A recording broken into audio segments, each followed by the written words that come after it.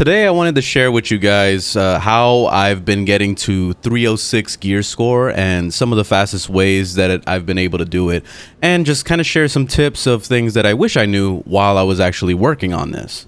First off, when it comes to the actual group content, this is the stuff that you're going to be doing to get most of your gear. Ever since I hit level 75, I started spamming veteran flashpoints, and veteran flashpoints were great. You know, it does give you the gear that you need to upgrade incrementally as you keep going. So basically, every time that you see an upgraded piece, you're just going to go ahead and just slap it on, no matter what it is. It doesn't matter what kind of quality. Like, all you got to look at is the rating. And every time you finish a flashpoint, always make sure you look at the mods that you have available and see if there's anything that you have currently equipped that you can upgrade.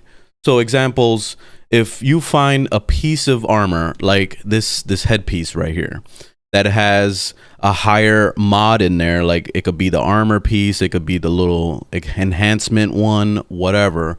If you see that it's higher than the one that you're currently wearing and you don't have any mods available that you can just slap in, it's worth it to actually rip it apart, take the mod out, and put it into the piece you're currently using. When it comes to the flashpoints, there are 3 of them that I would normally do. It's a thesis, I don't know how to pronounce it, Mandalorian Raiders, and Hammer Station. Those are the 3 you're going to be cycling over and over. Another really good one is the one you're seeing right now, which is Red Reaper.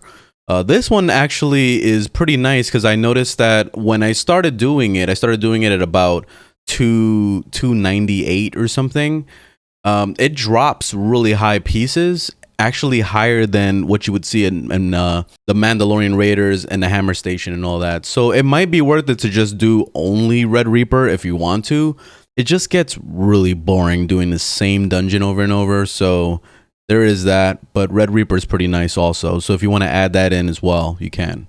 And also, while you're in the middle of the flashpoint, it's nice to slap in new pieces as you kill bosses. So the moment you kill the first boss in there, check to see if there's something worth slapping on real quick, because sometimes you'll get like a new leggings or something that's a higher upgrade to what you have currently.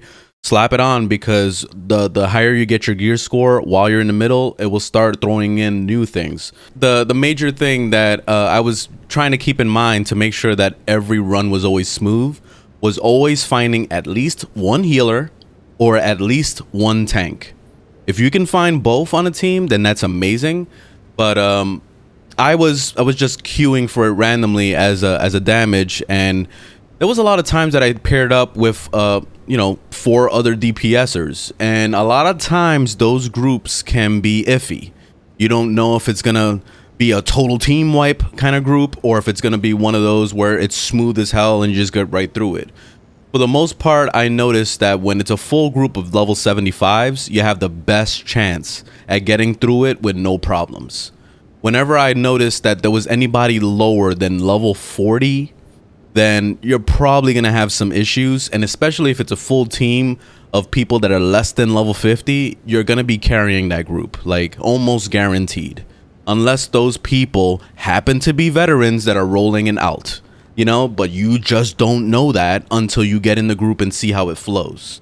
So to avoid this, you're better off just waiting until a healer or a tank drops. So every time you click the queue and the thing pops and you see 4 DPS, just cancel it out. Like, don't even go through the stress.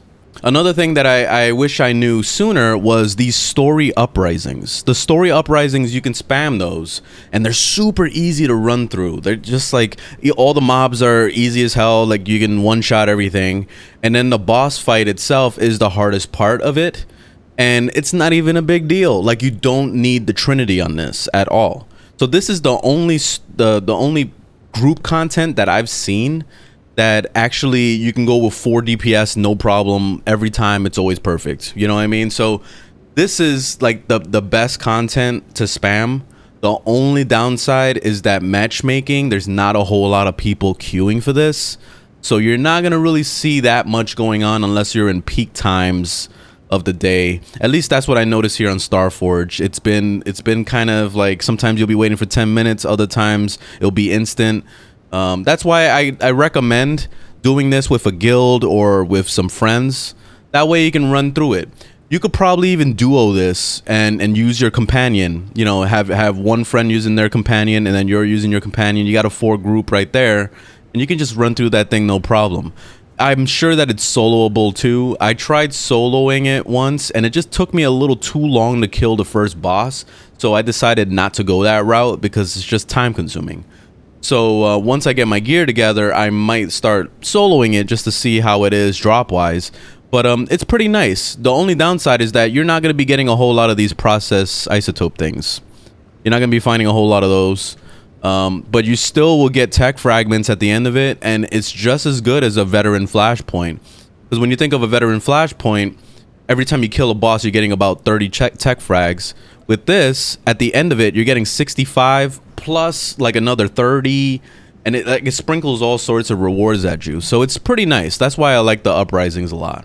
As far as master flashpoints go, it's honestly it's okay, but if you're not chasing the daily reward, then it's probably not worth it to spam these. I think for the most part, veteran flashpoints are the easiest ones to spam to get your gear score up, and then also these Uprisings.